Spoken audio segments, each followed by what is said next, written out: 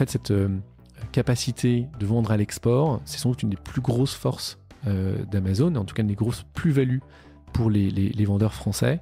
Et je pense que le fait que 65% d'entre eux en profitent et générer en 2020 plus de 400 millions d'euros à l'export, c'est une vraie force. En tout cas, nous, on essaye d'accompagner la plupart de nos vendeurs sur ce chemin-là.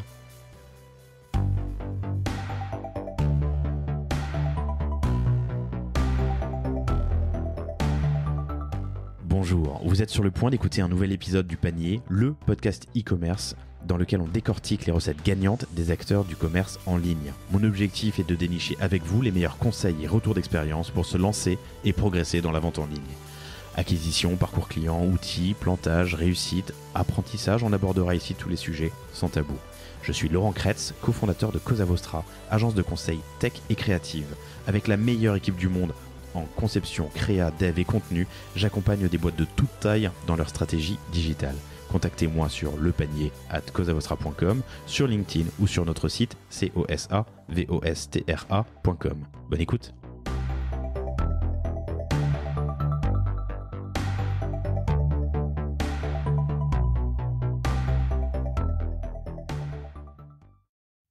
Bonjour à tous, très heureux de vous retrouver pour ce nouvel épisode du Panier. Je suis aujourd'hui avec Laurent Broncard, qui est l'un des responsables de la marketplace d'Amazon. Salut Bonjour Laurent, bonjour à tous. Tu vas bien ? Très bien, merci, et toi ? Je suis très heureux d'enregistrer avec toi. Cet épisode sort bientôt, mais c'est le premier épisode que j'enregistre en 2022. Alors, super, bonne année. Bonne année à toi également. Et bonne année à vous tous. Je vous l'aurais déjà dit peut-être quelques fois sur d'autres épisodes que j'ai enregistrés fin 2021, mais je vous le redis plutôt 2 ou 10 fois qu'une. Laurent travaille chez Amazon depuis plusieurs années, depuis 6 ans maintenant, c'est ça ? Exactement. Et tu es en charge du succès des e-commerçants français sur la marketplace, principalement sur le secteur du FMCG, donc le Fast Moving Consumer Goods, en gros, des biens grandes conso. Oui, exactement. Et les biens culturels. Et les biens culturels. En supermarché, pour faire très simple. Tu as occupé plusieurs postes chez Amazon, donc c'est intéressant. Je vais te demander un peu comment évoluer le marché, l'offre ces quelques dernières années.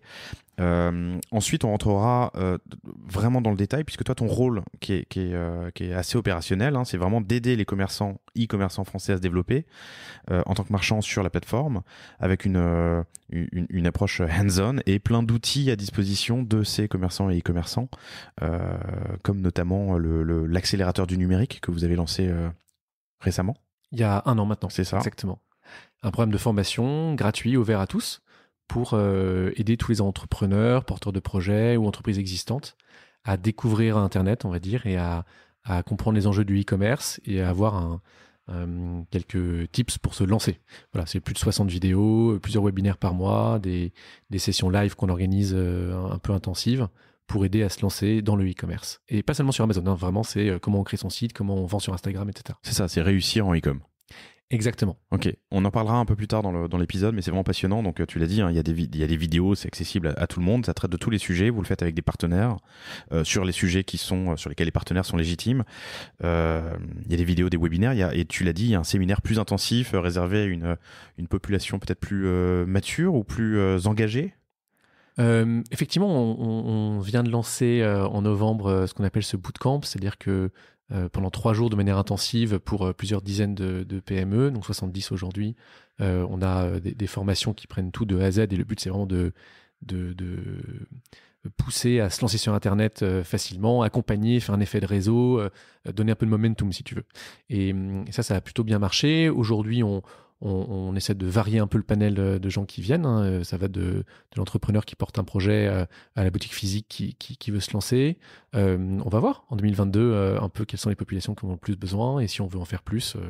Voilà, nous on a vraiment à cœur avec ce programme-là, qui a déjà plus de 10 000 inscrits, TPE, PME, entrepreneurs, d'aider le commerce français à se digitaliser, parce qu'on pense que c'est important dans le monde d'aujourd'hui, que la pandémie nous a fait réaliser que la résilience du modèle économique passe aussi par le cross-canal, et qu'en tant qu'acteur majoritaire, ou en tout cas majeur du e-commerce français, on a un rôle à jouer, un rôle quasiment social si tu veux. Encore une fois, c'est gratuit, ouvert à tous, et c'est pas du tout à but de recrutement sur Amazon. Même le bootcamp. Et gratuit. Même le bootcamp, bien Ok. sûr. Bon, on y reviendra tout à l'heure, c'est passionnant. Mais avant ça, on va parler un peu donc de l'évolution et du rôle dans la société, d'ailleurs d'Amazon, et surtout ce que toi tu as vécu ces 6 dernières années en tant que développement de la boîte, en termes de développement de la boîte.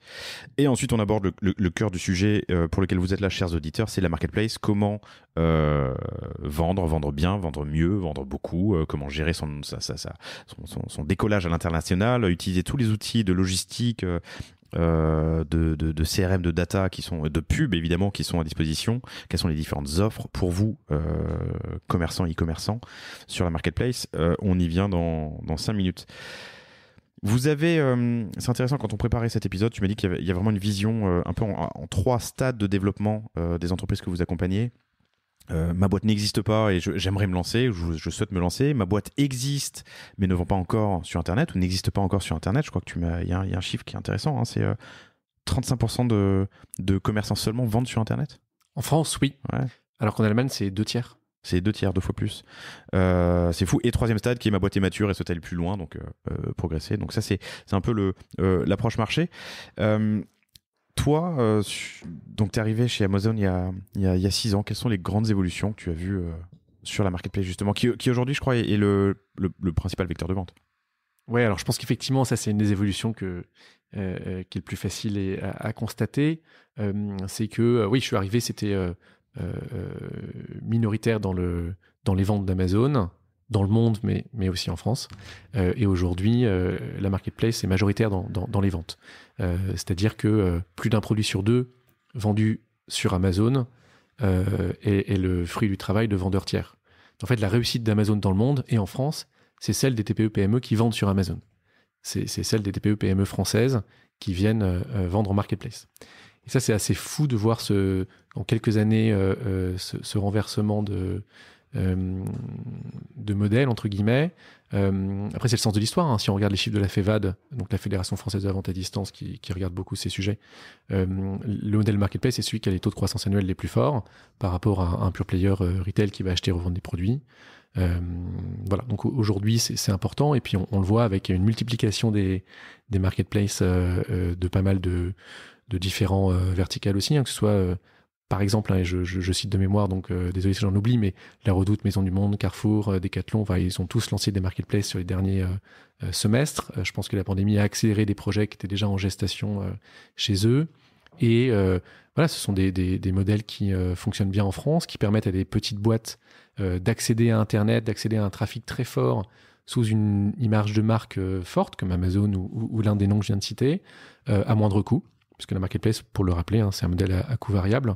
En général, il n'y a pas ou très peu de frais fixes. Par exemple, chez nous, c'est 39 € mensuels, hors taxe. Et après, il y a un frais variable. Donc, si vous vendez, vous payez. Si vous ne vendez pas, vous ne payez pas. Ou pas beaucoup.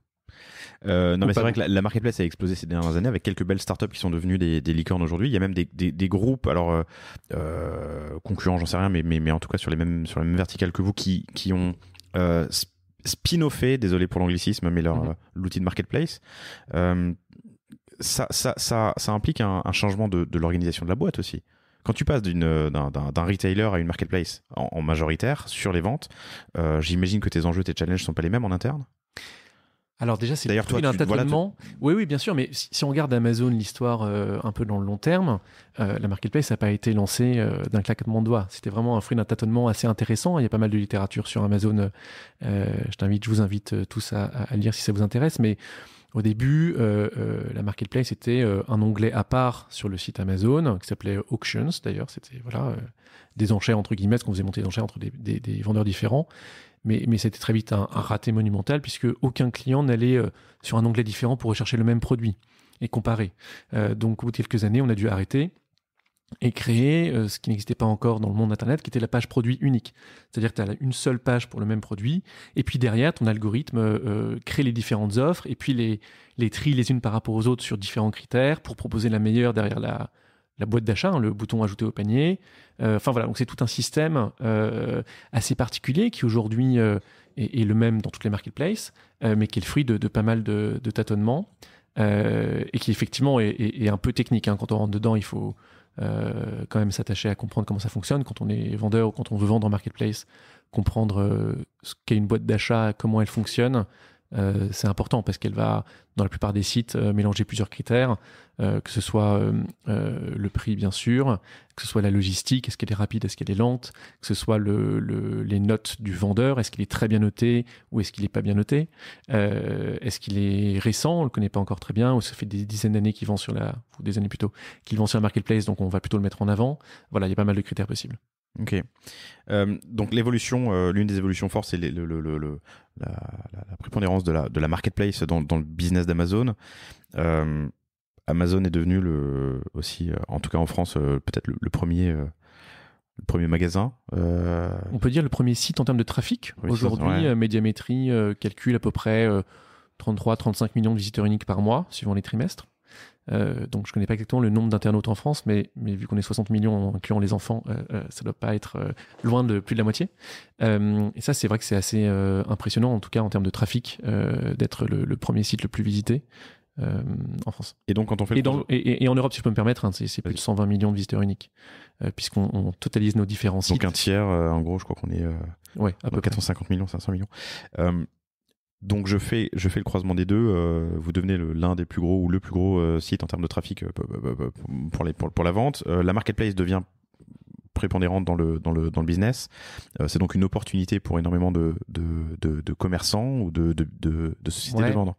Alors attends, je t'interromps parce que j'ai pas fini sur les évolutions. Vas-y. Mais juste pour finir sur cette histoire de marketplace prépondérante et de sites à fort trafic, je pense que ça, c'est vraiment une illustration, enfin en tout cas une conséquence des modes d'achat qui aujourd'hui sont différents.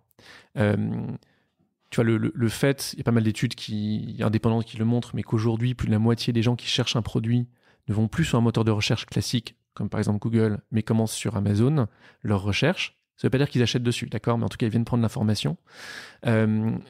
Montre que aujourd'hui, les consommateurs ont intégré le fait que les e-commerçants sont capables de donner la bonne information, de donner un prix de marché, d'aller, enfin en tout cas de refléter un prix juste, et utiliser cette information ensuite pour aller acheter en magasin ou pour acheter en e-commerce ou bon, peu importe. Mais c'est important de voir que les e-commerçants, j'ai cité Amazon mais sans doute d'autres aussi, font maintenant plus figure de référence que les moteurs de recherche. Et ça veut dire aussi que les gens, évidemment, enfin on le voit aussi avec la pandémie, mais achètent de plus en plus sur Internet et que ces comportements changent et que c'est important que non seulement les entrepreneurs qui veulent se lancer, mais les boutiques physiques, en tout cas les commerçants existants, réalisent que le e-commerce est une part croissante du portefeuille des Français et qu'elle est dessus. C'est pas une cerise sur le gâteau, ça devient quelque chose qui est presque vital, on va dire, pour continuer à croître et à suivre les consommateurs là où ils sont. C'est un truc moi qui me frappe toujours, c'est quand je discute avec une librairie qui s'appelle À la Page, qui est à Besançon. Hamid, c'est libraire, et Hamid est situé en face d'un établissement scolaire. Et il me dit souvent, longtemps, les étudiants venaient m'acheter leurs bouquins chez moi, et puis depuis longtemps, ils viennent plus. Je les vois, ils sortent à 5 mètres de chez moi, ils sortent leur téléphone, et puis ils vont acheter leurs livres et ils rentrent chez eux. Alors je suis en face, et il me dit, ça me dérange pas parce qu'en fait, moi du coup, je vends sur Internet, je vends sur Amazon, je fais la moitié de mon chiffre d'affaires sur Amazon, et en fait, quand j'arrive le matin, j'ai déjà sur mon back-office plusieurs dizaines de ventes qui m'ont fait quasiment le chiffre d'affaires de la journée. En tout cas la moitié. Et donc je commence ma journée sereinement et les gens qui rentrent, peut-être qu'ils viennent juste prendre du conseil, papoter sur un livre, se renseigner sur ce qui est disponible ou sur voilà ce que j'aime faire, c'est-à-dire conseiller sur les livres. Et peut-être qu'ils repartent sans même m'acheter, ils vont acheter sur Internet parce que je l'ai pas en stock, par exemple. Mais c'est pas grave parce que j'ai compris que je fais mon business autrement, en dehors de la ville, on va dire, sur Internet, et que du coup, dans ma ville, je suis plutôt en conseil avec les gens qui sont là. C'est intéressant, le métier du libraire a vraiment changé ces dernières années et je pense que cette approche, qui est vraiment une approche conseil plutôt qu'une approche vendeur, elle a du sens. Ça devient presque du serviciel d'avoir une librairie. Mais comme plein d'autres magasins. Voilà, et après, à voir comment on enrichit le magasin physique, ça c'est sans doute un autre podcast.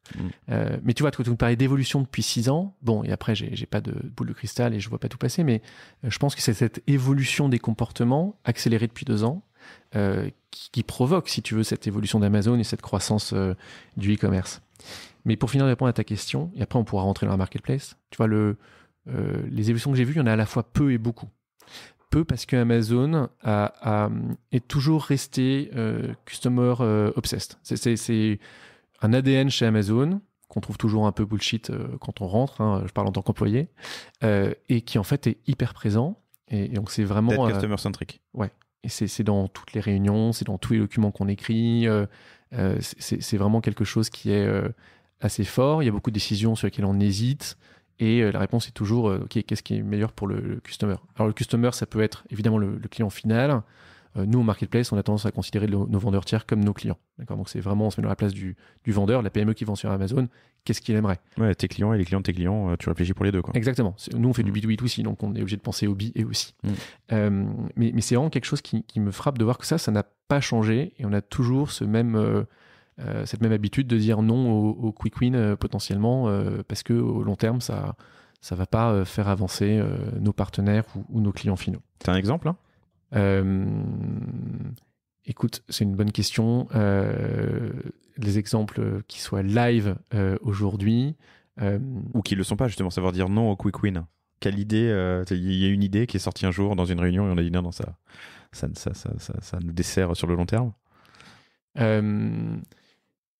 Ouais, j'y pense pas mal sur certains mécanismes, par exemple, où on se dit tiens, est-ce qu'on va sur telle ligne de produit ou pas? Et tu vois, je pense notamment à tout ce qui est encadré par la loi aujourd'hui en France. Par exemple, aujourd'hui, on ne vend pas de lentilles de contact. D'accord, on a des concurrents qui le font. Nous, on ne le fait pas. Voilà, pour des raisons... on regarde vraiment de près la réglementation.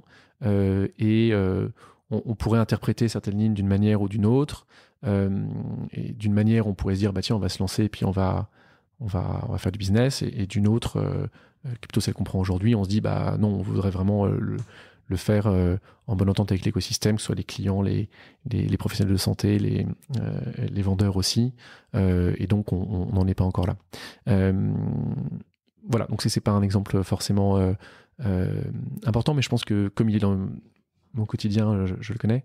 Voilà, c'est ce genre de décision qu'on va prendre. Ok, hyper intéressant. Tu parlais de lentilles, mais on a fait un super épisode il y a quelques semaines que je vous recommande, chers auditeurs, si vous ne l'avez pas écouté, avec News Optics, qui cartonne sur la marketplace et qui, je pense, a bien optimisé sa présence, ses produits et ses approches. Tu parlais de lentilles, ça m'y fait penser comme News vend des lunettes. Pas de souci. Et je disais à la fois peu et beaucoup. Donc peu, c'est ça, c'est cette culture d'entreprise, si tu veux, qui est vraiment restée toujours la même et que je trouve assez incroyable. Après les évolutions, bon bah voilà, on a parlé du chiffre d'affaires, de la part de la marketplace dans le chiffre d'affaires d'Amazon. On a parlé peut-être la taille de la boîte. Je suis arrivé, c'était moins de 10 000 employés. Aujourd'hui, ça va être 15 000. Donc c'est une vraie croissance, principalement en région, dans les entrepôts, mais c'est quand même assez. 15 000 en France, Oui, dans Europe. le monde, c'est beaucoup plus. Ouais. Non, mais c'est hyper intéressant. 50% de croissance en 6 ans en termes d'employés. Plusieurs questions encore, et puis peut-être après on passe à Marketplace. Mais du coup, il y a un impact social aussi, j'imagine, sur les emplois, parce que quand on vend sur Amazon, que la Marketplace devient le numéro, le prépondérant dans le CA, forcément il y a des emplois indirects, j'imagine, qui sont créés. Ensuite, j'aimerais bien que tu me parles un petit peu de logistique, peut-être qu'il y a une évolution sur le sujet, quand surtout une année de Covid, les livreurs, on les voyait passer toute la journée. Et mince, dernière question, elle m'a échappé. Qu'est-ce qu'on disait à l'instant ? On parlait des emplois, de 10 à 15 000 emplois en France. Voilà, logistique. Est-ce que j'ai eu plusieurs invités sur le panier qui sont dans la log aussi, et je leur demandais quel est l'avenir de la logistique. Et l'un de ces invités me disait, alors je vais pas donner de nom parce que j'ai un doute maintenant sur la personne en question, mais vous n'avez qu'à écouter tous les épisodes qui parlent de log, chers auditeurs, qui me disait l'avenir c'est peut-être des micros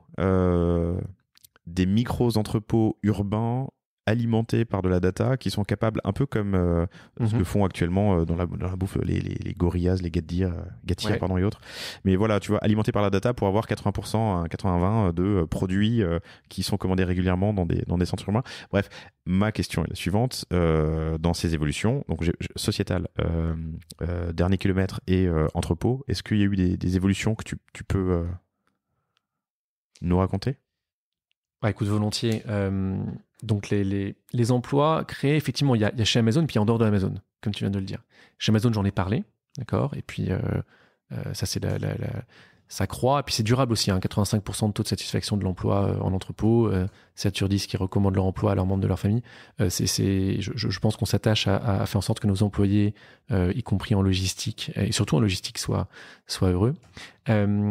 Mais aussi, cette marketplace, c'est de la création d'emplois en indirect. Tu as raison. On a fait une enquête auprès de nos vendeurs tiers et c'est plus de 25 000 emplois créés en France depuis la création de la marketplace.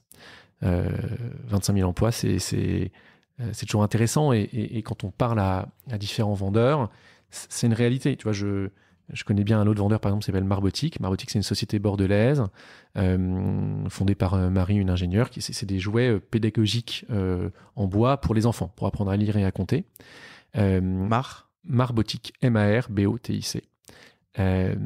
Et ces jouets-là, ce sont des jouets connectés en bois. Voilà, c'est assez intéressant déjà le produit en lui-même, mais Marie a monté ce produit et en fait elle a utilisé Amazon pour l'export, parce que Amazon favorise l'export, on en reparlera en partie plus technique du podcast. Aujourd'hui, elle fait 92% de son chiffre d'affaires à l'export, notamment en Amérique du Nord, où les jouets connectés sont beaucoup plus utilisés que chez nous. Et rien que pour ça, du coup, elle a 16 personnes employées à Bordeaux, enfin en région bordelaise, pour soutenir cette activité, si tu veux. Et ça, c'est un exemple très concret du fait que, oui, quand on vend sur Internet, évidemment, c'est pas magique, il faut créer des pages produits, il faut préparer les commandes, il faut définir une stratégie commerciale et l'appliquer. Donc, ça prend du temps et donc, ça crée de l'emploi. Et c'est pas forcément au détriment des commerçants français. Voilà, ça, c'est peut-être aussi le point important sur la partie emploi. Partie logistique, je pense que, bien sûr, on va vers une réflexion majeure de tous les acteurs de la logistique sur comment faire de la logistique propre, entre guillemets. Il y a deux types de débats. C'est est-ce que le e-commerce est propre et ensuite comment est-ce qu'on peut le rendre encore plus propre. Le premier point, on cite beaucoup une étude d'Oliver Wyman de l'année dernière. Comme tu l'as dit, les livreurs étaient très présents pendant la pandémie, du coup tout le monde s'est posé la question. Mais il y a une étude d'Oliver Wyman qui révèle que le e-commerce réduit la congestion urbaine et économise le fait que tout le monde prend sa voiture pour aller dans un même magasin acheter un produit, alors que là, il y a un seul véhicule qui va faire le tour de tous les potentiels acheteurs. Et donc, l'étude dit 1 km parcouru par un véhicule de livraison économise 4 à 9 km parcourus par les voitures individuelles. Pour, en plus, aller acheter dans des magasins, en tout cas des points de vente, qui sont chauffés, éclairés, théâtralisés, ce qui consomme là aussi pas mal d'énergie, alors qu'évidemment en entrepôt, on chauffe pour les employés, mais c'est quand même moins énergivore, en tout cas moins théâtralisé. Et donc le e-commerce non alimentaire génère en moyenne 2,3 fois moins d'émissions de gaz à effet de serre que le commerce traditionnel. Je m'étais jamais fait cette réflexion. C'est hyper intéressant. J'imagine que ça marche surtout pour du périurbain, mais même en urbain. Enfin, moi, je prends pas ma voiture pour aller faire des courses à Paris. Oui, tu as bien raison. Et même moi, en proche banlieue non plus. Mais c'est là où, effectivement, il faut réfléchir de manière plus granulaire. Et c'est là où, si tu veux, Amazon se dote d'une flotte de vélos cargo, aujourd'hui dans les centres urbains. Donc aujourd'hui, il y a 5 villes où on livre en vélo cargo majoritairement. Et à Paris, 2/3 des commandes de nos clients parisiens font désormais l'objet d'une livraison zéro carbone. Donc ça inclut soit les véhicules électriques, soit les vélos cargo, sur le dernier kilomètre dont tu parlais. 2/3. 2/3, oui. Des livraisons vélo cargo, c'est hyper intéressant. Okay. En zéro carbone, qui inclut le vélo cargo. Ouais. Et je pense que c'est vraiment ça l'avenir. Quand on pose la question, c'est bien sûr, on a tous conscience que le développement durable, c'est important et qu'on essaye à notre échelle de prendre des actions pour ça. Tu vois, au sens plus large, Amazon, là où je parle dans le monde, a créé un engagement qui s'appelle The Climate Pledge. En gros, c'est a pledge en anglais, c'est un serment. C'est un serment pour le climat. Et Amazon a dit, voilà, moi je vais atteindre 0 émission carbone d'ici 2040, soit 10 ans avant les accords de Paris. Et en fait, on va encore plus vite que prévu. Tu vois, d'ici 2025, on sera 100% en énergie renouvelable. Et ce Climate Pledge, c'est un serment, enfin c'est quelque chose qui peut être rejoint par d'autres signataires. Aujourd'hui, on a plus de 200 signataires, avec pas mal de Français. On a Atos, Colis Privé, Seb, Relais Colis, etc. Relais Colis, je les mentionne, c'est-à-dire que même des groupes logistiques disent, oui, on va s'y mettre à être à 100% renouvelable. C'est intéressant. Voilà, donc c'est pas ma partie, moi je suis plutôt côté politique commerciale, t'as compris, mais chez Amazon, ce que j'aime aussi, c'est de voir que cette entreprise est capable de prendre sa responsabilité au fur et à mesure que l'entreprise grandit et d'aller vers une responsabilité plus sociale. On parle de création d'emplois, on parle aujourd'hui de développement durable. Je pense que c'est important tout ça. C'est hyper intéressant. J'avais pas ce prisme en tête.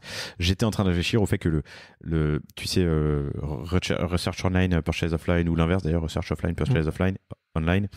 Vous m'avez compris, chers auditeurs. En gros, je fais ma recherche sur Internet, puis je vais acheter dans un magasin, ou l'inverse, je fais ma recherche en physique, puis ensuite j'achète en ligne. Alors, c'est pas Amazon, hein, c'est un mouvement de marché. Mine de rien, tu doubles au final ton impact carbone si tu n'as pas des véhicules décarbonés. Tu vois ce que je veux dire, c'est juste une réflexion que je me fais, mais ça c'est pas propre à Amazon, c'est propre à une évolution marché. Mais en tout cas, ces chiffres sont hyper intéressants. Donc 2/3 des livraisons en zone urbaine avec des véhicules à zéro émission, c'est une belle réussite déjà, quoi, un bel engagement. Écoute, c'est un premier pas. Ouais. Non, mais et je salue le travail des équipes, encore une fois, de tout le monde logistique, hein, même en dehors d'Amazon. Après, je pense que voilà, c'est la première fois que le monde est confronté à un aussi grand défi climatique. Et je pense qu'on va inventer des solutions chaque année. Et puis, tant mieux. Vous l'aurez certainement déjà vu quand cet épisode sortira, mais j'y pense parce que ils en parlaient ce matin sur Inter, mais le très beau film qui est Don't Look Up sur Netflix, qui est une belle allégorie sur le sujet. Top. 13 000 vendeurs aujourd'hui sur la marketplace en France. 13 000 vendeurs français. Ouais, 13 000 vendeurs français, pardon, sur la marketplace. Ouais. 13 000 vendeurs professionnels aussi, parce que c'est comme d'autres concurrents, hein. On peut, en tant qu'individuel, venir vendre un livre d'occasion ou quoi que ce soit, d'accord. Donc là, il y a plusieurs dizaines de milliers, hein, de comptes vendeurs. Après, c'est comme quand je vends mes articles de mes enfants sur le bon coin. Hein. Voilà, je fais pas fortune. Mais les 13 000 comptes professionnels, exactement, aujourd'hui. Ce qui est plus, hein, il y a encore un an ou deux, on communiquait plutôt sur 10 ou 11 000. Donc on voit bien que le confinement a aussi donné envie de comprendre comment diversifier ces canaux de commercialisation et comment aller sur Internet, et que la marketplace est un des modèles les plus rapides, ou en tout cas qui demande le moins d'investissement initial pour avoir une vitrine Internet. Une boutique Internet. Ok. Vas-y. C'est 13 000. Non, pas de souci. Je pense que ça fait du coup longtemps que la marketplace existe. Moi, je suis arrivé il y a 6 ans, mais évidemment, c'était déjà bien développé. C'est dans notre ADN, si tu veux, chez Amazon, d'aider les TPE, les PME à vendre sur Internet, à les accompagner. C'est plusieurs dizaines de chargés de compte à Clichy en France. C'est plusieurs centaines de personnes, ou plusieurs milliers, d'ailleurs, je ne connais plus le chiffre exact, de personnes dans le service support pour les vendeurs. Et moi, je m'étonne toujours positivement, hein, de continuer à parler depuis que je suis arrivé il y a 6 ans, parfois aux mêmes vendeurs qui continuent de vendre sur Amazon depuis des années et des années, qui croissent, qui viennent redemander des conseils pour aller encore plus loin. On lance souvent des nouveaux programmes. Et tu vois, par exemple, on a lancé Amazon Business il y a 2 ans, qui est la version B2B du site, pour permettre aux entreprises du CAC 40 ou aux PME d'ailleurs d'acheter leur fourniture de bureau ou tout leur matériel. Et en fait, ça marche, c'est un marché énorme. Et donc ça, c'est entre guillemets relativement nouveau à l'échelle d'Amazon. Mais du coup, on a encore des vendeurs qui sont là depuis longtemps, mais qui continuent de découvrir des programmes Amazon et de profiter de ces innovations. Et donc, on continue de parler avec eux sur le long terme. Voilà. Donc les 13 000 PME, il y a des nouvelles et il y a des anciennes. C'était ça mon point. Très bien. Et qui réalisent plus de 50% du CA d'Amazon. Plus de 50% aujourd'hui, exactement. Alors, concrètement parlant, c'est des... Plus de 65% d'entre elles exportent les produits dans le monde entier. Peut-être que c'est important de se le dire aussi, c'est que le succès des vendeurs français, il n'est pas seulement en France. Il est aussi à l'export. Parce que Amazon a une architecture de site qui est la même, entre guillemets, dans quasiment tous les pays où on est. Donc en Europe, on est dans 7 ou maintenant 8 pays, d'ailleurs, je ne sais plus exactement, puisqu'on a ouvert la Pologne récemment, après la Suède. Et ce sont des pays desquels on peut aussi livrer les pays limitrophes. Donc en fait, on peut livrer tous les clients européens appartenant aux différents sites. Et ces différents sites, en tant que vendeur français sur Amazon, vous pouvez en quelques clics activer ces produits partout en Europe.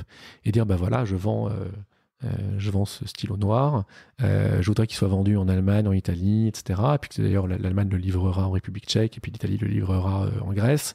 Et j'active la traduction automatique qu'Amazon propose et j'active la tarification automatique qu'Amazon propose si jamais j'ai aucune idée des prix de marché là-bas et des frais de douane et compagnie. Et puis je vous confie ma logistique d'ailleurs, by the way, parce que comme je vous ai envoyé mon stock de stylos noirs dans votre entrepôt, je vous donne l'autorisation de le placer au plus près du consommateur, là où vous pensez qu'il va y avoir les ventes, y compris partout en Europe. Voilà. Et en fait, cette capacité de vendre à l'export, c'est sans doute une des plus grosses forces d'Amazon, en tout cas une des grosses plus-values pour les vendeurs français.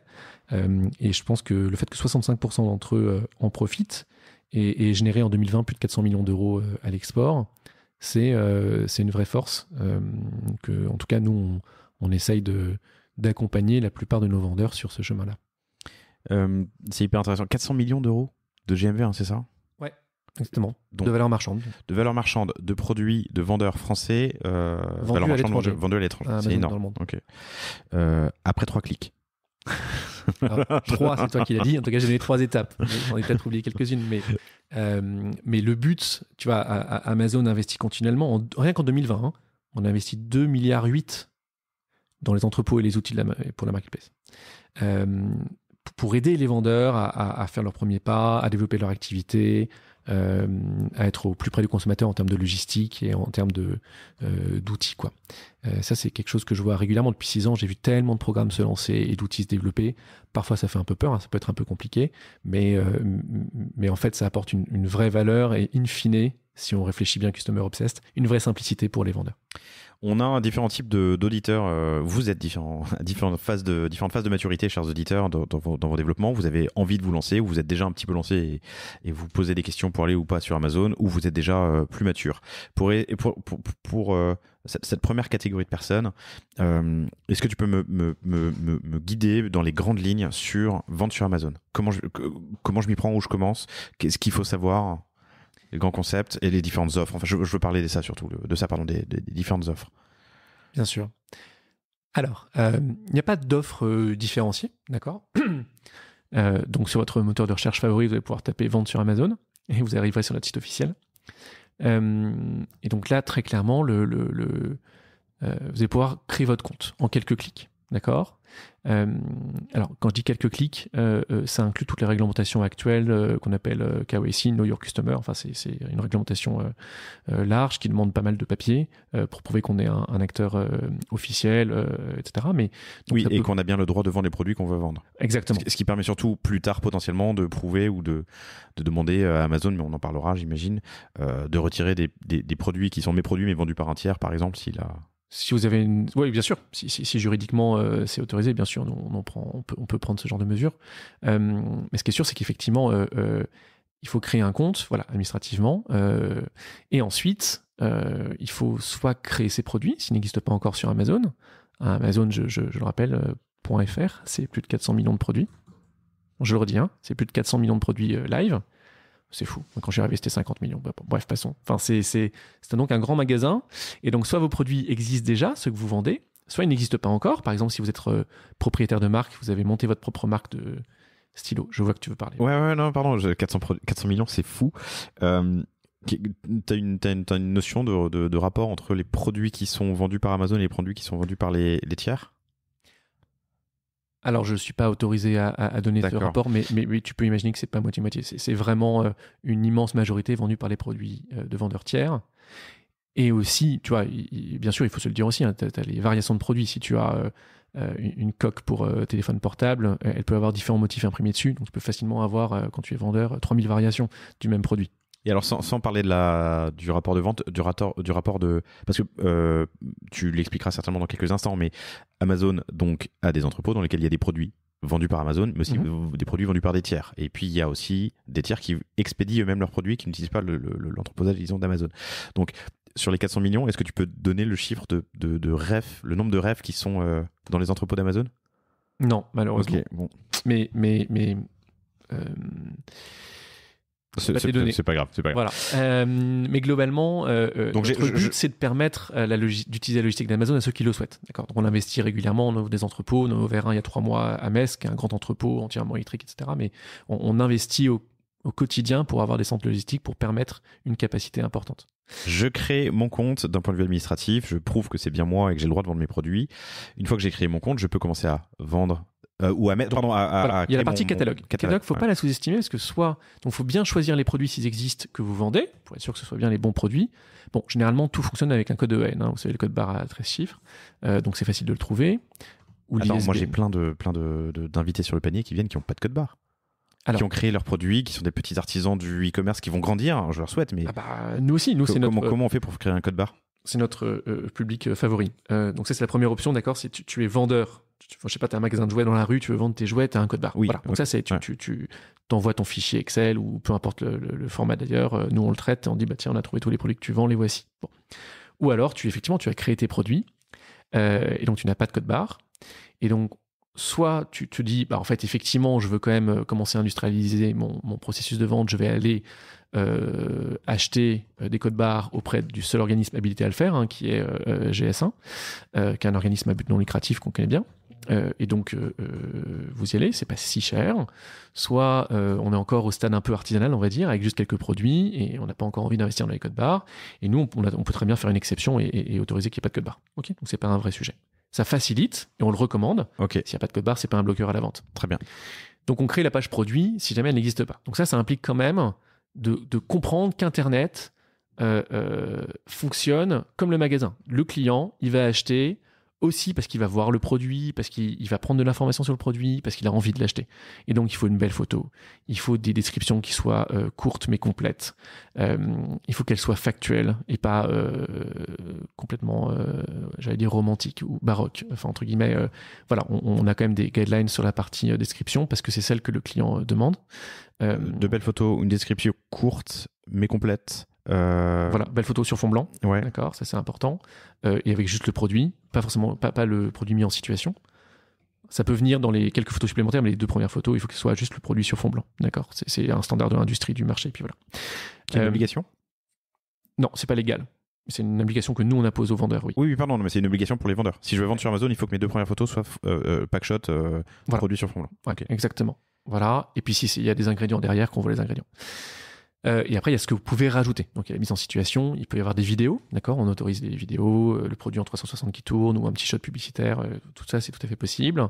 La page produit de base, elle est plutôt text bullet point, mais on peut avoir des pages qu'on appelle A+, donc contenu enrichi, avec de l'HTML, de très belles images, de l'évolution. Vraiment, on peut avoir des pages assez bien faites. Si vous regardez certaines marques sur le site comme Nespresso par exemple, vous allez avoir des pages produits au contenu enrichi, ça vous donne l'idée de ce qu'on peut faire. Ou des marques plus confidentielles, en tout cas comme Chabioté par exemple. Chabioté, c'est une marque de thé français. Et Chabioté, c'est un vendeur en marketplace. Une histoire que j'aime bien, j'en profite puisque je viens de l'évoquer, mais qui est une entreprise lyonnaise qui donc fait du thé, si on peut dire ça comme ça, en tout cas vend du thé, et qui maintenant fait quand même 2/3 de son chiffre d'affaires sur Amazon, et ça a tellement bien marché que maintenant il a ouvert une boutique à Lyon. Donc c'est l'histoire du e-commerce qui va sur le physique. Mais tu sais que ça c'est un des grands enseignements du panier de ces dernières années. Hein. Enfin de ces dernières années, je suis pas si vieux que ça, mais le panier n'est pas si vieux que ça. Mais les deux sont complémentaires. Bien entendu. L'un va pas écraser l'autre ou effacer l'autre. Non, et puis là je te donne un exemple, mais si on regarde, en prenant un peu de recul, les chiffres de la FEVAD, encore une fois, nous on regarde beaucoup ça, les PME disent qu'en moyenne, elles font, je sais plus si c'est 10 ou 12%, mais de chiffre d'affaires incrémental en vendant sur Internet. C'est de l'incrémental, c'est-à-dire qu'elles ne vont pas venir cannibaliser leurs ventes, entre guillemets. Exactement. Pardon, je comprends maintenant quand tu dis la version enrichie en HTML, c'est la description produit que vous trouvez en général en dessous en deuxième partie de page ou troisième partie de page, mais c'est belle description très complexe, photos. Exactement. Okay. Et je pense que c'est une valeur. Bon, alors je t'ai donné un exemple qui était au début d'une grande boîte, mais une plus petite comme chez Bioté, mais il y en a d'autres. Nous, on aide vraiment, on essaye d'aider, et ça c'est mon rôle à moi, les TPE et les PME françaises à être mieux mises en valeur sur Amazon, d'accord, à surnager dans cette offre de 400 millions de produits, en misant sur leur statut d'entreprise française, et sur leur histoire, sur le terroir, bref, à faire du branding. Ça, c'est important parce que Amazon, c'est, comme tu le disais, hein, on peut prendre l'information en ligne et puis l'acheter en magasin, Chabioté par exemple. Mais du coup, l'information en ligne, c'est pas seulement le produit. Ça peut être la marque, ça peut être le message d'identité de marque que tu veux faire passer. Et donc, c'est important que cette page, elle le reflète. Et on a des outils qui permettent de le faire. Et ça peut être la page au contenu enrichi, comme je disais. Ça peut être le store. Quand tu es un vendeur, tu peux avoir ta propre boutique, entre guillemets. Hein, c'est un shop-in-shop que tu vas bâtir aux couleurs de ta marque. Tu peux mettre la photo de ta photo de toi si tu es un petit producteur, avec l'histoire de ta boîte, etc. Alors j'étais étonné, mais cette page, je reprends l'exemple de Marbotique. Oui. J'ai tapé Marbotique jeu dans Google et c'est le premier résultat. La page du vendeur Marbotique sur Amazon, avant même leur site. C'est ça la marketplace, c'est tu fais un shop-in-shop. Ouais. Et du coup, est-ce que là-dessus, donc tu m'as dit, pardon, pour ma description produit, tu m'as dit photo sur fond blanc pour les premières, enfin l'importance des photos, l'importance de la description courte et complète, une description un peu plus complète ensuite avec potentiellement du texte enrichi sur ma page. Sur ma page vendeur, est-ce qu'il y a des conseils, elles sont très visitées ces pages ou pas? Alors, j'ai pas de statistiques à te communiquer là-dessus. Elles sont évidemment et intuitivement moins la porte d'entrée que les produits. Très généralement, un acheteur va aller sur Amazon et soit il cherche ce qu'il veut, donc il tape jouet pour enfants, et puis il va je cherche le mot français. Il va regarder. On s'autorise les anglicismes sur le panier. Il va screener les offres de la première page de résultats ou des premières pages de résultats et puis faire son choix. Soit il connaît le produit spécifiquement qu'il veut. Dans ton exemple Marbotique, il va taper Marbotique dans la barre de recherche d'Amazon. Voilà. Alors il peut effectivement le faire sur le moteur de recherche et arriver sur le shop-in-shop, mais je pense que aujourd'hui c'est une part montante du trafic, mais pas majoritaire. Très bien. Mais après, je peux pas en dire plus. Ce qui est sûr, c'est que c'est un outil marketing vers lequel nous on pousse beaucoup nos vendeurs. Avoir une boutique d'image de marque, une boutique de marque entre guillemets, c'est garder le client, j'allais dire captif dans le parcours d'achat sur Amazon, parce qu'il va il va entrer sur une page produit. Typiquement, et puis il va bien l'aimer, il va l'ajouter au panier, mais quand on clique ajouter au panier, on va pas sur le panier, c'est juste, ça se passe en back-office, on reste sur la page. Donc ensuite, qu'est-ce qu'il fait? Et donc les clics possibles, c'est soit il recherche le produit à la barre de recherche, donc bye bye, soit il y a marqué en dessous du titre du produit, visiter la boutique de la marque, et c'est ce que tu dis, et je pense que c'est là où on essaie de plus en plus de permettre aux PME qui le désirent et qui ont une offre adéquate de rediriger le client en lui disant, bon, on a d'autres produits, viens voir. Soit en dessous, il va y avoir des recommandations produits, soit payantes, soit naturelles. Quand c'est payante, c'est donc c'est de l'enchère au coût par clic, on pourra en parler après. Soit naturel, donc c'est tel client qui a regardé votre produit a aussi regardé tel produit.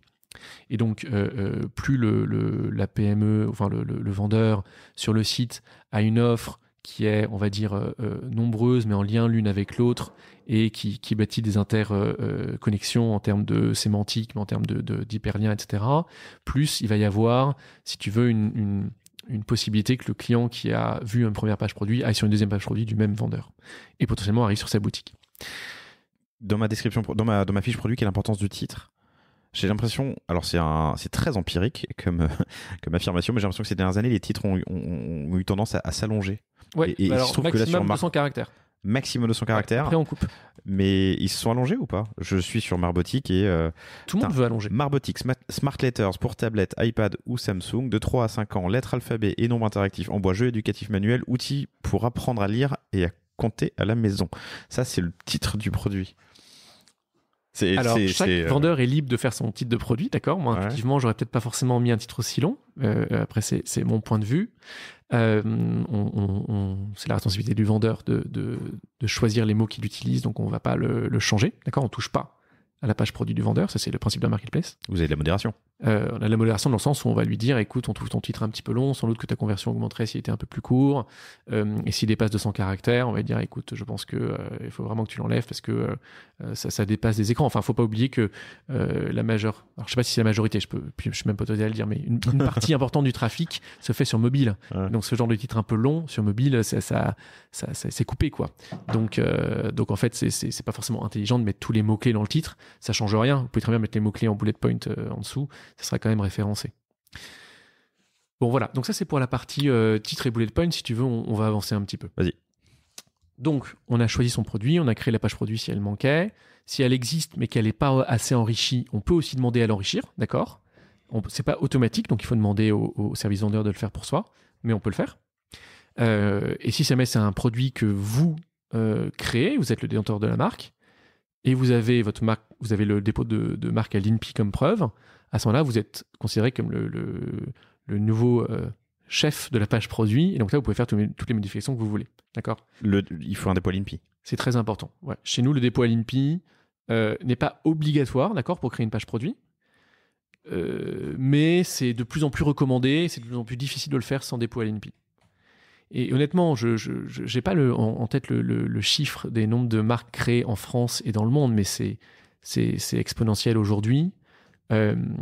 Parce que avec la mondialisation et puis le e-commerce, ça devient de plus en plus facile de créer une marque, de le faire produire, etc., et puis de le vendre. Si vous ne protégez pas votre marque, vous vous exposez quand même à des histoires très compliquées par la suite. Nous, on voit beaucoup de vendeurs aujourd'hui qui n'ont pas déposé leur marque, voient sur le page produit arriver d'autres vendeurs, peut-être d'autres pays, et ils disent c'est pas eux, c'est moi, virez-le. Et donc on dit ok, vous avez une preuve ? Non, j'ai aucune preuve que cette marque m'appartient. Comment on fait ? Et puis dans pas mal de cas, l'autre vendeur a commencé à le faire à votre place à l'INPI. Donc c'est lui qui devient le propriétaire de la marque, de votre marque. Quelle galère. Ouais. Donc ça paraît un peu... ce que je veux dire, c'est que je pense que ça arriverait moins il y a 30-40 ans parce que c'était moins facile de le faire. Mais aujourd'hui, il faut vraiment protéger sa marque. C'est important. C'est un investissement qui est pas si important financièrement au regard des ennuis qu'on peut avoir quand la boîte grossit. Super intéressant, bien sûr. Ok, donc créer sa page produit. Après, il faut mettre un prix. D'accord ?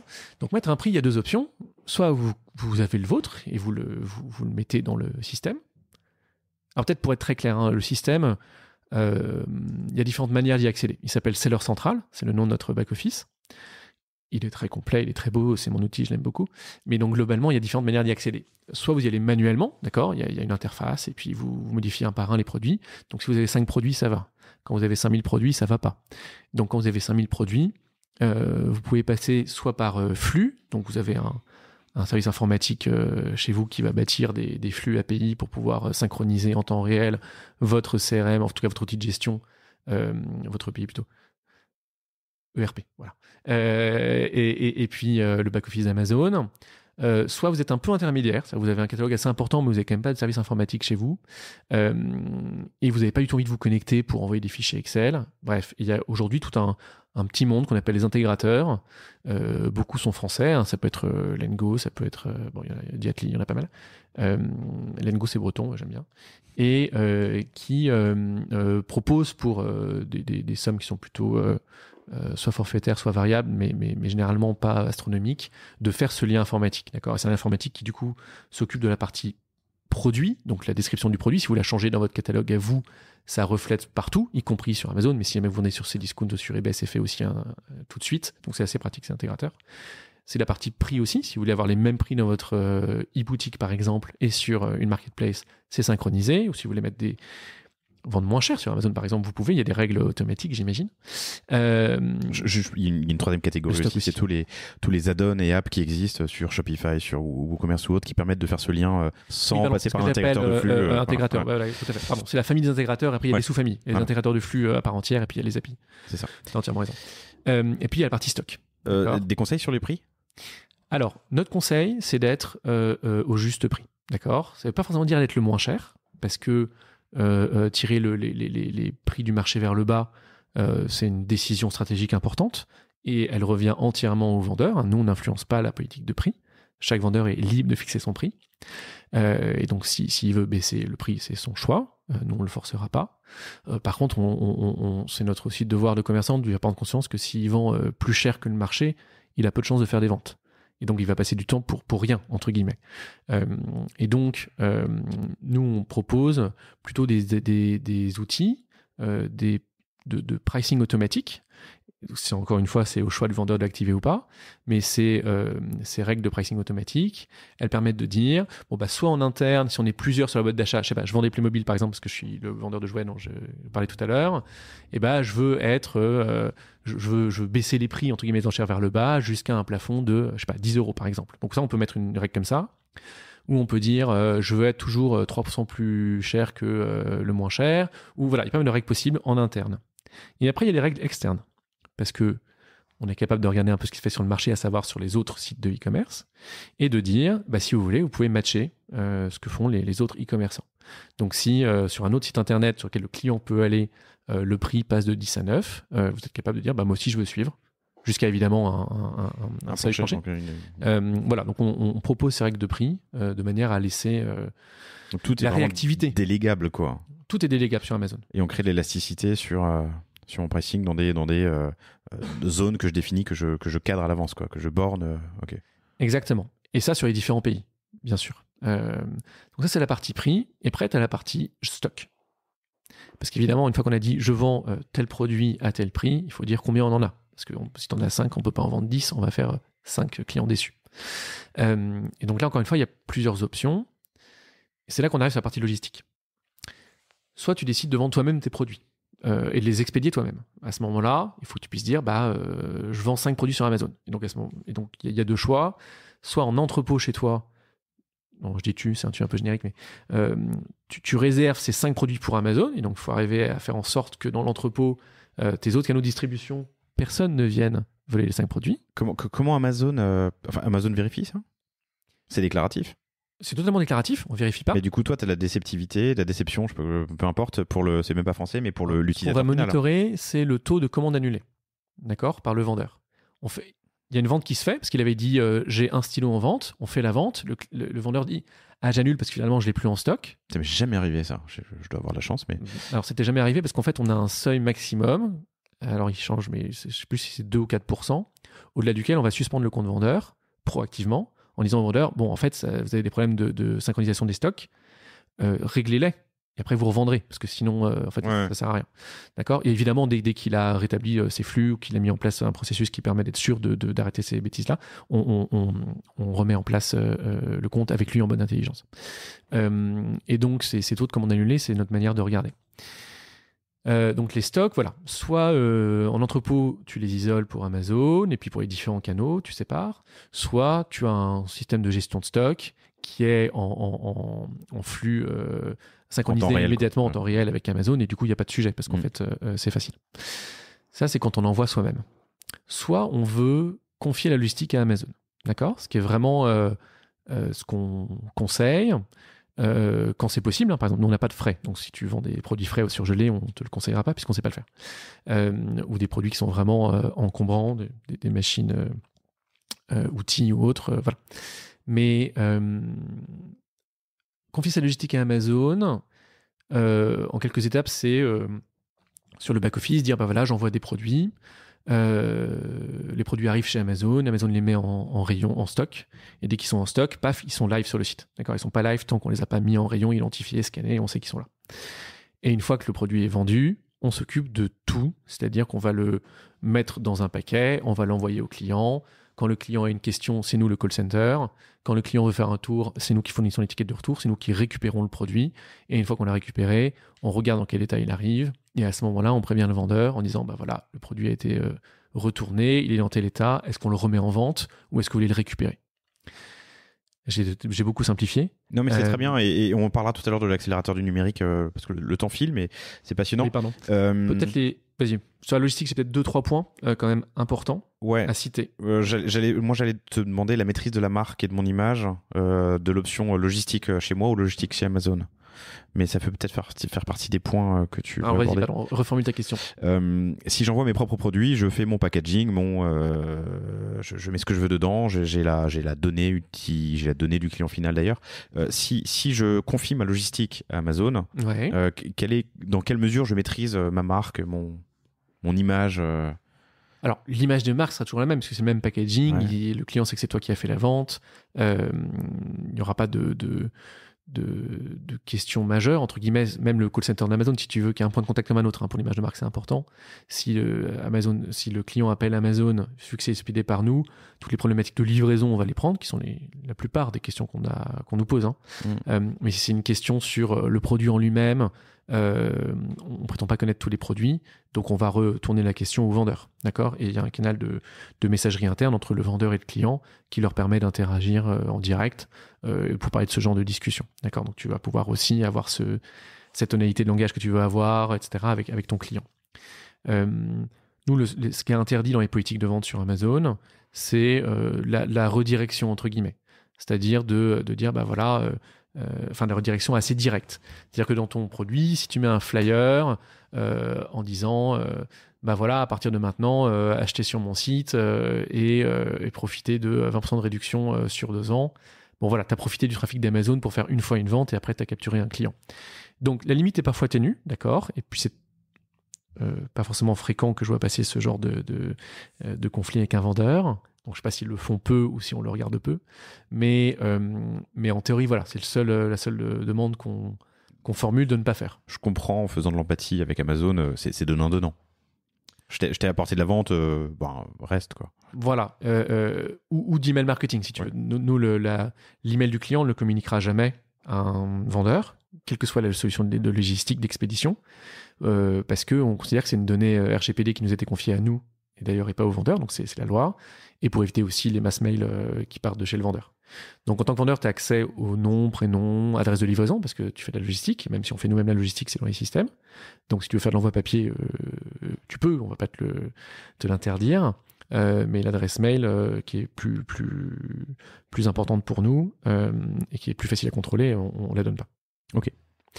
Donc logistiquement, je pense que l'intérêt est pas tant la donnée client que d'avoir une conversion beaucoup plus importante sur le site.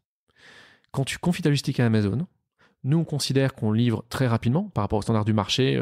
Tu vois, notre promesse quand c'est livré par nous, c'est moins de 48 heures et la plupart du temps c'est moins de 24 heures. On travaille 7 jours sur 7, etc. Et on a des partenaires, hein, parce que c'est pas la logistique en propre d'Amazon, c'est minoritaire, mais aussi des employés pour cette partie-là qui sont dédiés et super. Mais donc globalement, on a un programme de fidélité qui s'appelle Prime. Amazon Prime, c'est notre programme de fidélité, on va dire. Les clients qui l'utilisent payent 50 € par an et ça leur donne la livraison prioritaire gratuite. C'est-à-dire que cette livraison 24-48 heures, ça fait partie de la promesse du programme de Prime, qui inclut d'autres bénéfices. Hein. Il y a le Amazon Music, Amazon Vidéo, Twitch, pas mal d'accès à des bénéfices additionnels. Pour 4 balles par mois, quoi. Pardon ? Pour l'utilisateur final, c'est pas... Bon, je suis un peu fanboy, mais je devrais pas le dire, mais c'est pas très cher, quoi. Tous ces services. Disons que la politique d'Amazon a toujours été, au fil des années, je l'ai vu, d'enrichir les bénéfices de ces 50 € qui n'ont pas bougé depuis longtemps. Et puis c'est moins cher pour les étudiants et les jeunes, bref. Et donc si tu veux, ces clients qui payent une fois par an pour avoir une livraison rapide, ils vont avoir ce réflexe, on le voit très très bien sur le site, de n'acheter que les produits livrés par Amazon. C'est-à-dire qu'il y a un petit filtre en haut dans ta barre tu tapes ton résultat de recherche, tu as des filtres à gauche sur ton écran, où tu peux filtrer par, alors je sais pas, taille de lit, prix, ce que tu veux, mais le premier c'est Prime. Ouais. Yes, no, Prime. Tous les gens qui font Prime filtrent sur Prime. Parce que ils veulent être livrés rapidement avec la livraison qu'ils ont demandé.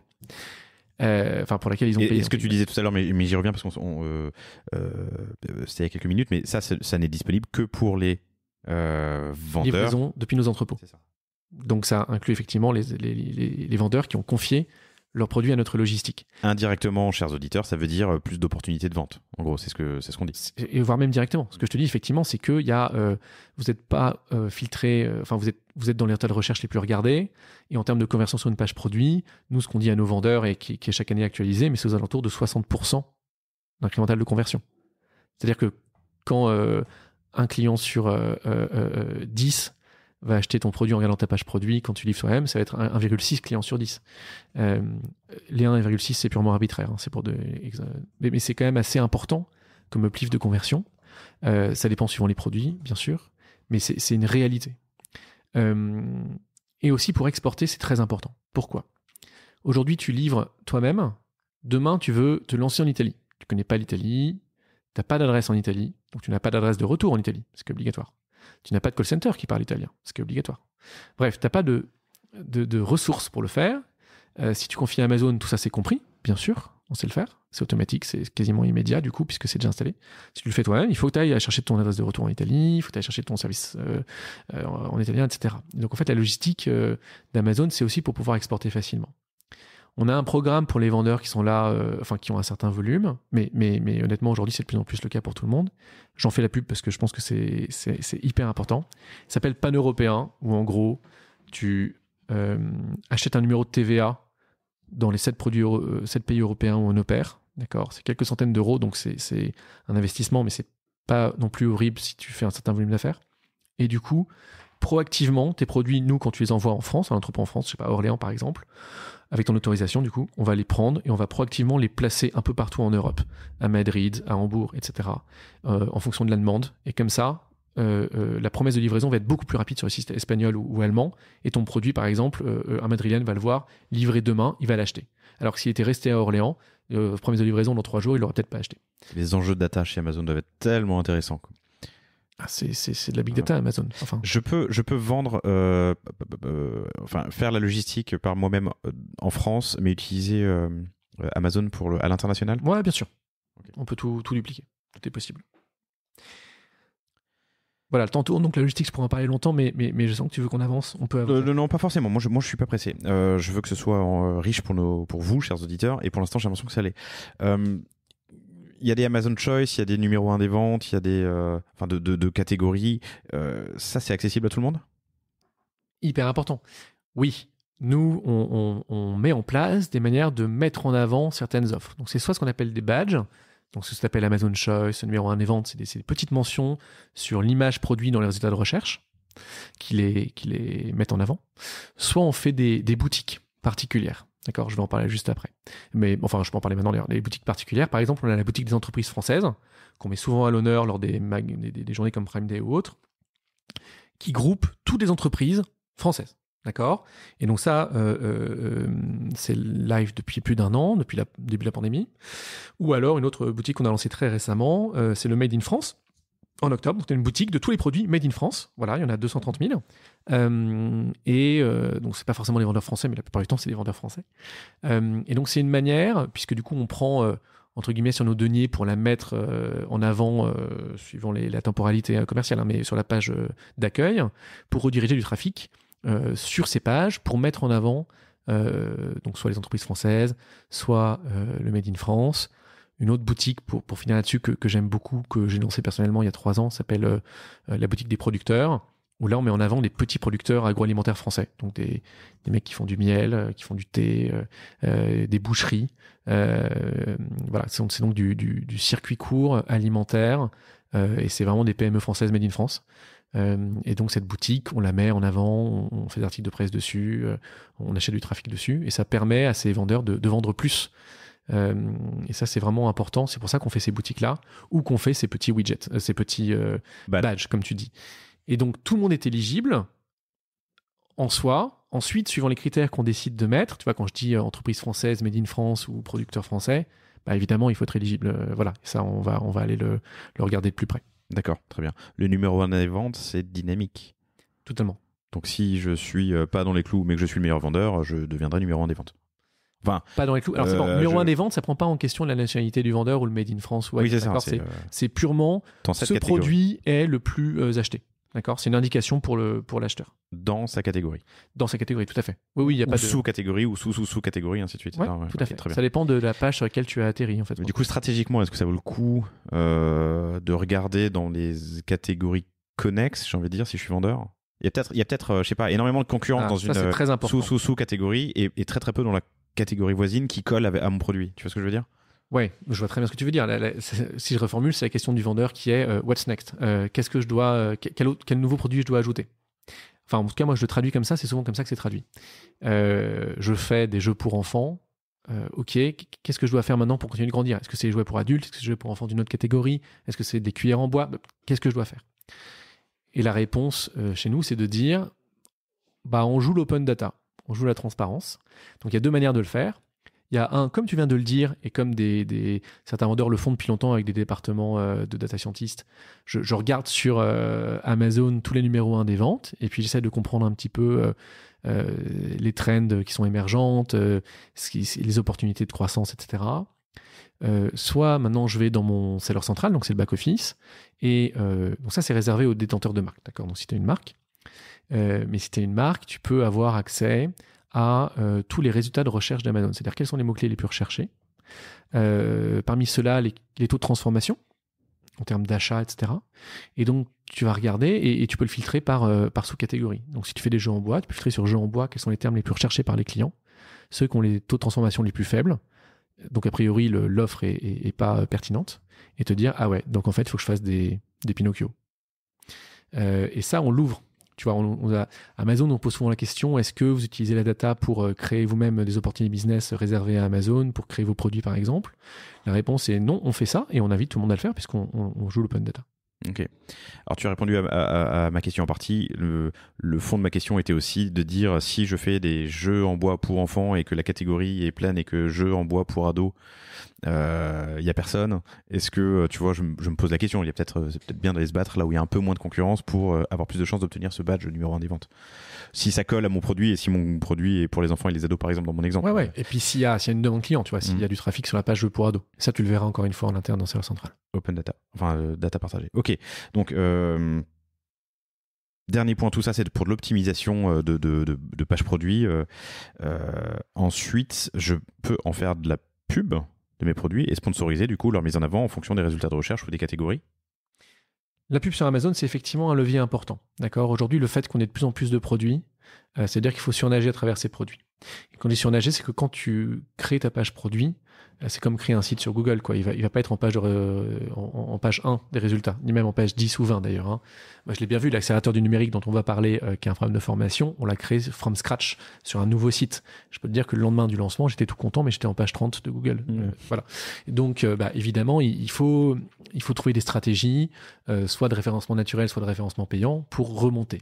Et Amazon, c'est pareil. Amazon, on disait 10 minutes, c'est de la big data. Ouais, en fait, il y a plein de trucs, mais c'est un moteur de recherche, basiquement. Et c'est comme ça qu'il est utilisé par les consommateurs. C'est vraiment... Après, il y a beaucoup de choses et on essaie de mettre en avant avec ces boutiques gratuites, ces badges, etc. Mais il y a une partie pub qui est importante aussi quand on lance son produit, si on veut accélérer. Donc, si tu crées une bougie, je prends cet exemple-là au hasard, et que tu veux surnager dans l'univers des bougies, tu vas sans doute devoir consacrer un budget à ce qu'on appelle sponsored ads. Donc, c'est de la publicité payante. Et donc, c'est des emplacements payants, soit dans les résultats de recherche, soit sur une page produit. Résultats de recherche, c'est-à-dire que les 2 premiers emplacements des résultats de recherche vont être sponsorisés. C'est marqué en gris. Donc, les 3 premiers, il y a marqué sponsor. Voilà, résultats de recherche, tu tapes, voilà, donc jouer en bois. Donc, je regarde, Laurent est en train de faire sur son écran. Donc, tu as une première bannière horizontale qui prend tout l'écran en dessous des résultats de recherche qui est achetable. D'accord, aux enchères, et ensuite c'est du coup par clic, c'est-à-dire que tu mets ton enchère, si tu mets 10 € et que tu es le seul à avoir mis 10 €, c'est toi qui gagnes l'emplacement, tu n'as toujours pas payé. Si quelqu'un clique dessus, là tu payes tes 10 €. Si personne clique dessus, il ne s'est rien passé. Et ensuite il y a tous les produits en dessous. Donc cet emplacement, le premier qui est tout en haut des résultats de recherche, c'est pour une marque, une boutique. Je ne peux pas y mettre un produit. Alors, en fait ça change régulièrement sur Amazon, d'accord. Aujourd'hui, tu as raison, on favorise plutôt les boutiques de marque, mais ça peut être un produit. Ok. Alors, je ne suis pas expert du sujet, donc peut-être qu'on ne peut plus que ce soit un produit. Mais il y a un temps, bon, voilà. Je vous invite vous aurez accès à pas mal de réponses à vos questions sur Seller Central pour cette partie très technique. Et dans l'accélérateur du numérique dont on parle dans 3 minutes. Ouais, bien sûr, même si c'est pas centré sur Amazon. Ouais. Voilà. Et après, les résultats de recherche, il y a tous les résultats. Les 3 premiers sont sponsorisés, c'est marqué, hein, donc on est transparent sur le fait que c'est acheté. Et puis voilà. Et puis au milieu de la liste des résultats de recherche. De la liste de recherche, merci. Tu as aussi des emplacements où tu peux mettre des vidéos, etc., du contenu enrichi. Donc effectivement, c'est comme tout moteur de recherche. On peut acheter ces emplacements. Et ensuite, sur une page produit, si tu cliques dessus, tu vas voir, tu as des bannières qui sont soit à droite sur la boîte d'achat, soit plus bas dans la page. Tu peux acheter ces emplacements. Très bien. Ta reco ? Et on peut aussi acheter, on fait de la régie média, donc tu peux très bien, on achète des emplacements sur les Échos ou Hotmail et on redirige sur un Asine sur Amazon. Un produit, pardon. Asine, c'est notre terme materne. Ma reco, c'est dans les grandes lignes sur Ads, quand tu te lances avec ta marque. Il faut te dire, j'y vais avec un bon catalogue. Ça prend du temps, d'accord ? C'est pas forcément de l'argent, sauf pour les packshots, mais il faut le faire. de la partie logistique. C'est tentant de se dire je le fais moi-même, mais il faut quand même bien comparer les coûts. Et il est possible de faire des simulations avec Amazon sur la grille tarifaire FBA, donc expédié par Amazon, d'accord. Souvent, expédié par Amazon n'est pas moins cher que ce que tu vas faire à la poste, mais pas non plus cher, dans le sens où ta conversion étant plus forte, tu vas vendre plus. Et puis troisièmement, il y a cette partie pub. Nous, on a régulièrement des offres promotionnelles, on offre 500 € de crédit de produits sponsorisés aux nouveaux entrants. Quand je dis souvent, c'est qu'elle est quasiment permanente, cette promotion. Mais je pense qu'il faut compter plutôt quelques milliers d'euros, peut-être 2-3 000 €, tu vois, pour bien lancer ces produits. Après, on a d'autres types d'offres. Hein. Tu as le club des testeurs, par exemple. On a des clients qui sont un peu des influenceurs chez nous, à qui tu vas envoyer des produits. Et puis en échange, ils vont laisser un commentaire qui est fair play. Hein. La plupart des commentaires, on s'attache à ce que ils aient des notes à peu près moyennes. C'est-à-dire que s'ils mettent des produits à super notes et des produits à mauvaise note, donc ils ne sont pas biaisés par la chose. Mais on a ce genre de mécanisme qui existe. Voilà, donc il y a pas mal de sujets. Quoi qu'il arrive, pardon, je fais un petit pas pour clôturer, c'est que vous n'êtes pas tout seul. Quand tu te lances, tu as donc sur ce back-office, Seller Central, toute une partie aide qui s'appelle Seller University, dans lequel on a plein de vidéos et plein de webinaires live, c'est mon équipe qui les fait, où tu peux aller soit en replay, soit en live, découvrir un sujet plus en détail, avec un chargé de compte Amazon qui te parle vraiment de son quotidien, avec des témoignages de vendeurs qui te parlent de leur quotidien et qui répondent aux questions en détail. Nous, cette année, changé le format, mais tous les mardis à 11h, il y a une session questions-réponses, d'accord. Il y a un webinaire questions-réponses avec des gens de notre équipe qui sont là. Donc, le quotidien, c'est des vendeurs et donc qui répondent aux questions. Donc, le but, c'est de se dire, si je veux découvrir quelque chose, d'abord, je regarde cette bibliothèque de plusieurs centaines de vidéos qui parlent des sujets à découvrir, qui sont des tutoriels plutôt bien faits, en général. Et si j'ai toujours une question, je peux venir à ces questions de questions-réponses. Et après, si je ne peux pas attendre le mardi suivant, j'ai le support vendeur qui est 24/24, 7/7 au téléphone. Peut-être pas 24/24, mais en tout cas 7/7, pour poser mes questions. Voilà, c'est en français, il y a des réponses et ça avance, quoi. On peut ou pas se passer de la première boutique de France, mais chers auditeurs, je pense que le next step, il est relativement simple. Hein. Il faut essayer, il faut savoir. Et pour vous faire une opinion, la meilleure des manières, c'est de le faire et d'essayer. Cet épisode, je l'ai pas dit, mais il n'est pas sponsorisé. Hein. Il fait comme tous les autres épisodes où j'invite pas un e-commerçant ou un commerçant, mais un acteur un outil e-commerce. Ils sont pas sponsorisés. Donc le meilleur moyen d'essayer et de vous faire une opinion, c'est d'essayer. C'est pas bien compliqué. Et pour pas mal d'invités du panier, ça a fait la diff. Laurent, merci infiniment. Je pense qu'on peut aller plus loin sur tous ces sujets. Là, on a essayé de condenser ça en une demi-heure, 3/4 d'heure. Alors sur Amazon, mais aussi plus largement sur vendre en ligne, je pense, avec l'accélérateur du numérique que vous avez lancé il y a 1 an. Exactement. Tu vois, la conclusion de cette première partie de podcast, enfin entre guillemets, ça aurait été de dire pour moi, la marketplace, c'est vraiment venez et voyez, quoi, ou test and learn. Enfin, c'est très simple de se lancer et puis de voir les résultats assez facilement ou rapidement. D'accord. Sauf qu'en fait, ce motto que j'ai depuis longtemps, j'ai découvert pendant la pandémie, alors c'est peut-être un petit peu tard, mais qu'en fait, il y avait quand même une large partie du tissu économique entrepreneurial français qui n'était pas prêt à le faire. Parce qu'il y a des bloqueurs psychologiques énormes sur Internet, en fait, dans notre tissu de petits commerçants et d'entrepreneurs, qui est de se dire Internet, c'est compliqué.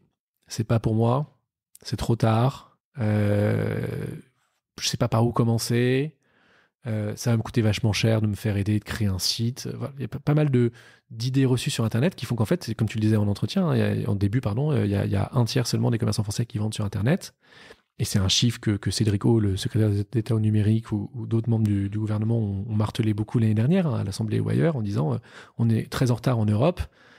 Or, c'est une vraie résilience pour nos commerçants et c'est du chiffre d'affaires additionnel, quoi. Il faut s'y mettre. Et donc, c'est pour s'atteler à ce premier bloqueur, avant même de se dire tiens, je suis prêt à aller sur Internet, c'est débloquer ça, qu'on a créé ce programme. Donc ça s'appelle l'accélérateur du numérique. C'est un site internet, accélérateur-du-numérique.fr. Ça marche aussi sur les tirets, accélérateurdunumérique.fr. Et c'est un site ouvert à tous, gratuit. Faut créer son identifiant en quelques clics pour avoir un espace apprenant, mais c'est un cours en ligne, c'est un MOOC, c'est Massive Open Online Course. On l'a créé d'ailleurs avec une agence de MOOC. Et qui est très bien d'ailleurs, elle s'appelle WeUp. Voilà, je leur fais un big up. Et donc, c'est des dizaines de vidéos sur plein de sujets différents qui permettent de démystifier tous les aspects du e-commerce. Et donc, on l'a lancé au début, pendant le second confinement, très centré sur vous êtes un commerce physique, vous voulez vendre en ligne, qu'est-ce qu'il faut faire?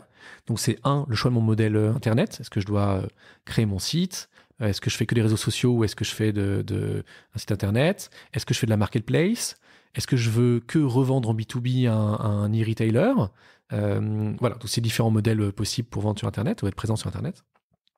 Et puis deuxièmement, ok, maintenant que j'y vais, quelle est ma politique de marketing? Est-ce que j'achète du trafic? Est-ce que je fais du réseau social? Est-ce que je vais... comment j'ai un site qui reflète mon image de marque? Sur une marketplace, par exemple, comment je mets mon image de marque en musique?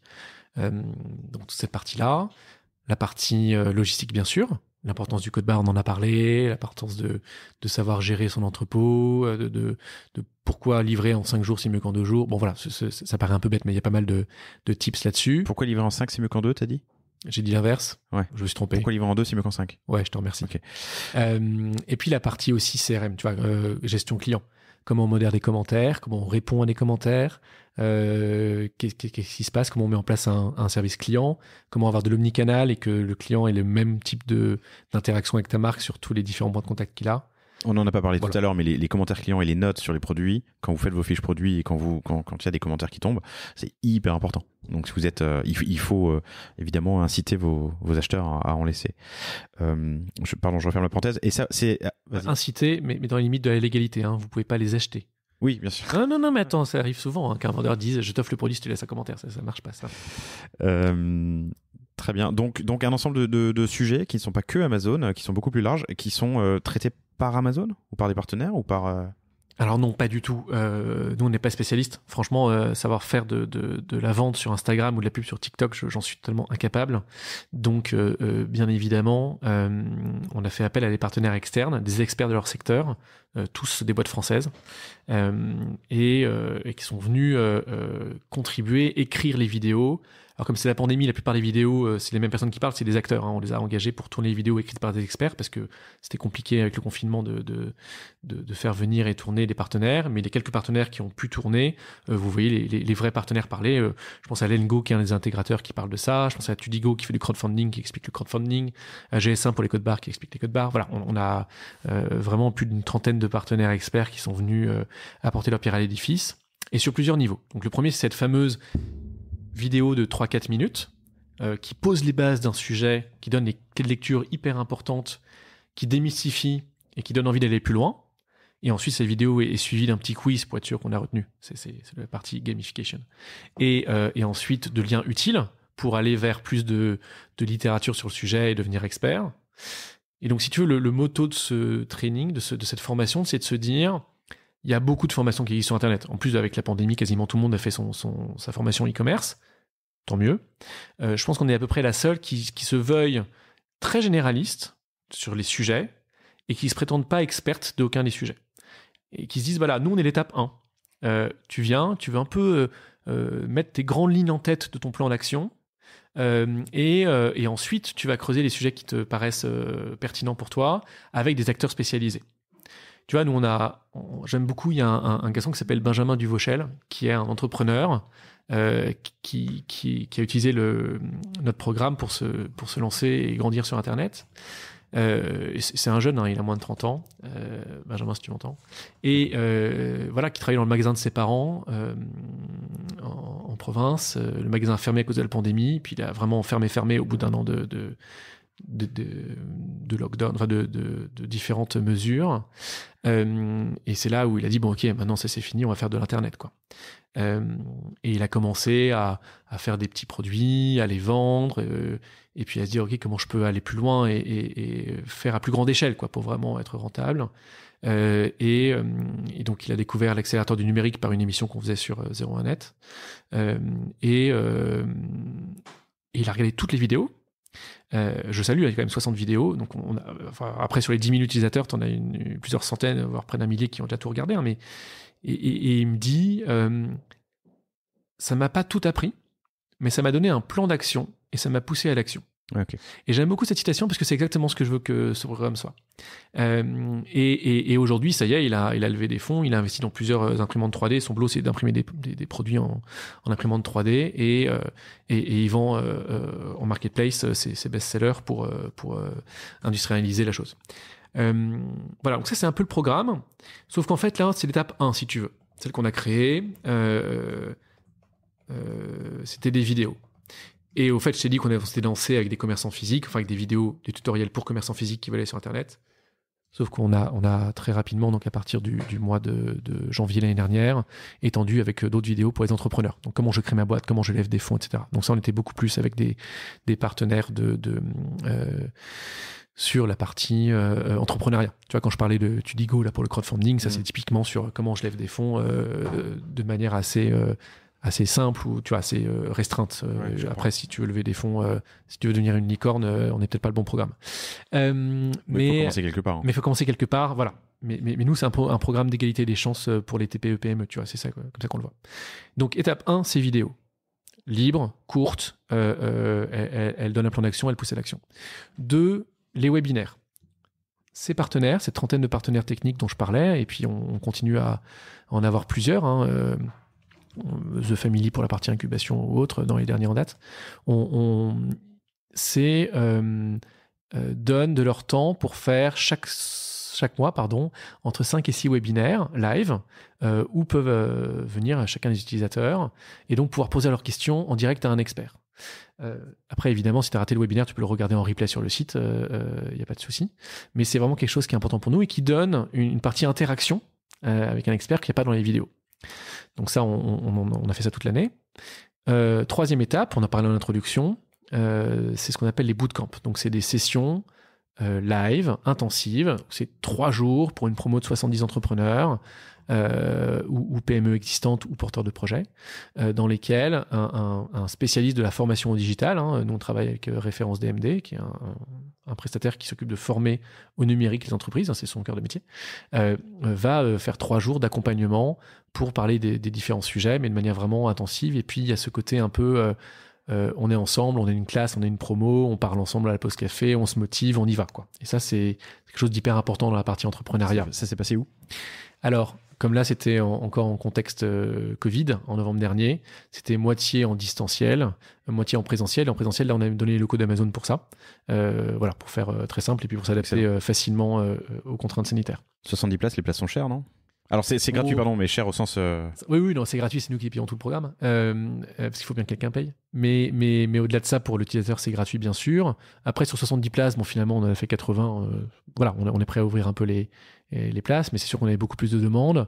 On est prêt à en faire plus qu'un par trimestre, on pourrait en faire plus.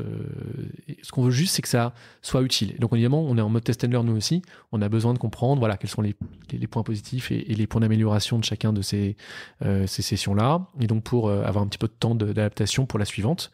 Et puis, si on s'aperçoit qu'on a une large demande sur des porteurs de projets qui sont vraiment sur comment je crée ma boîte, on peut très bien faire un séminaire sur comment on crée une entreprise, et puis en faire un spécialisé pour les petits commerces qui veulent juste créer leur site.